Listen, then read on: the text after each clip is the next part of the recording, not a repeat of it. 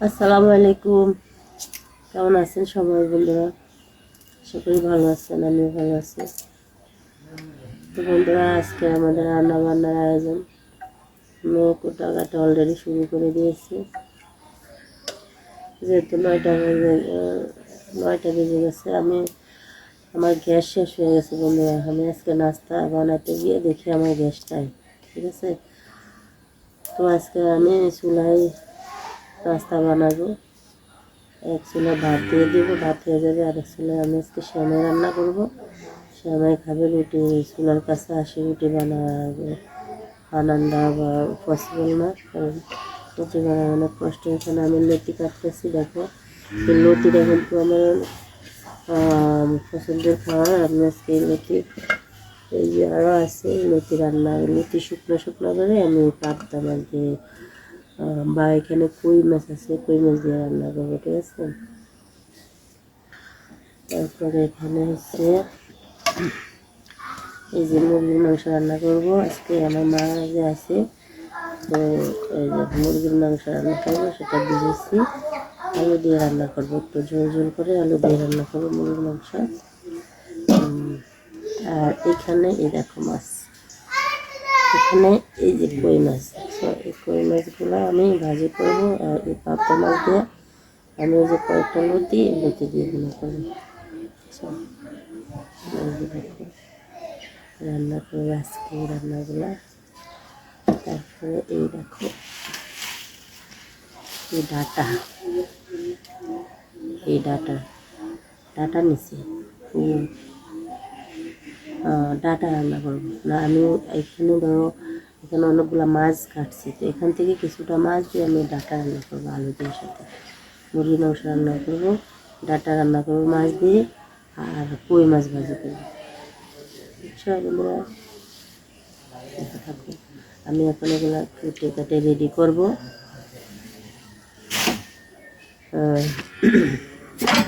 এখনো কিন্তু নাস্তা খাওয়া হয়নি, আজকে 9টা বাজে গেছে, কিন্তু আমাদের নাস্তা এখনো হয়নি। আমাদের গ্যাস নাই, গ্যাস শেষ হয়ে গেছে। আমি গ্যাস আনছি 15 দিনে হয় নাই, কিন্তু এর আগে শেষ হয়ে গেছে। এর ভিতরে তো আমি চুলায় সবসময় রান্না করি, নাস্তা বানাই গ্যাসে, কোনো কিছুর প্রয়োজন হলে গ্যাসে করি। রাতে ওভেন আছে, ওভেনে কেউ কিছু করতে চায় না। আমার মেয়েকে বলছে যে কোনো তরকারি তুমি ওভেনে গরম করো, ওভেনে গরম করতে চায় না, ওরা যায়। আমার গ্যাসগুলো শেষ করে গ্যাসের এখন প্রচুর দাম বন্ধুরা, 3000 টাকার মতো মনে হয়, না 2500 টাকা। আমি আরও কয়েকদিন আগে শুনছি 2400 টাকা হচ্ছে, এখন আবার কেউ বলে 3000, 2500 এরকম বলে। তো গ্যাস থাকলে আমার ঘরে, আমার ছোটো মেয়ে গ্যাস বেশি নষ্ট করে। ও বিভিন্ন আইটেম নাস্তা পানি বানায়, ও পছন্দ করে, কিন্তু ওরে বলছি আমি যে ওভেন আছে, ওভেনে বানাও, ও কিন্তু ওভেনে যায় না। যাই হোক বন্ধুরা, এখন আমি গ্যাস এত তাড়াতাড়ি কিনবো না, সবার একটু শিক্ষা দেব। গ্যাস নষ্ট করার যে কথায় গ্যাস নষ্ট করে একটু কষ্ট পাক, তারপরে কিন্তু এখন কিনবো না। তা রান্না তো আমি চুলেই করি, সমস্যা নেই, কিন্তু ওরা যে সারাদিন আইসা গ্যাস নষ্ট করে, এটা বানা ওটা বানা। আমার কথা হচ্ছে ঘরে তো ওভেন আছে, তোমরা ওভেনে করো, তাহলে তো আমার গ্যাসটা শেষ হবে না। ওরা এই কাজ করে না, ওরা যায় আমার গ্যাস শেষ করে। তো আমি এখন এত তাড়াতাড়ি গ্যাস কিনতেছি না, সকাল হলে সবাইকে নাস্তা না খাইয়ে রাখবো, বুঝছো? নাস্তা না খেয়ে রাখবো, ভাত খাবো, ভাত।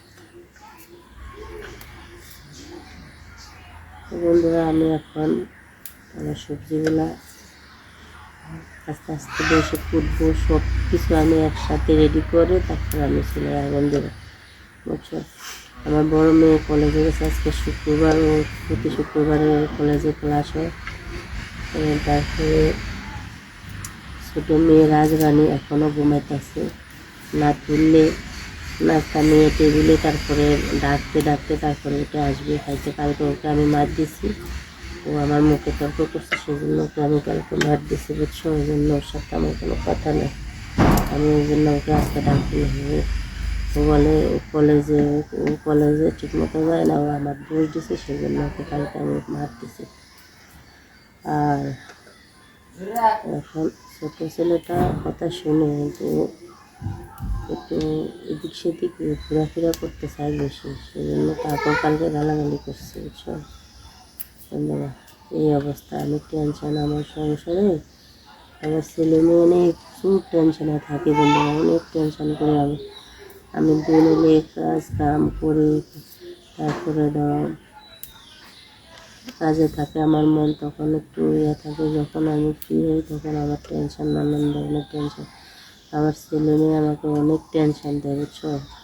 ওই যে পড়ালেখা, আমার মেয়ে যে কলেজে পড়ে, ও পড়ালেখা মানে ভালো, কিন্তু পড়ালেখা মন দিতে চায় না, ওকে নিয়ে টেনশন করি, ছোটো ছেলেকে নিয়ে টেনশন করি, বড় দুটাকে নিয়ে আগে এই ধরনের টেনশন করছি।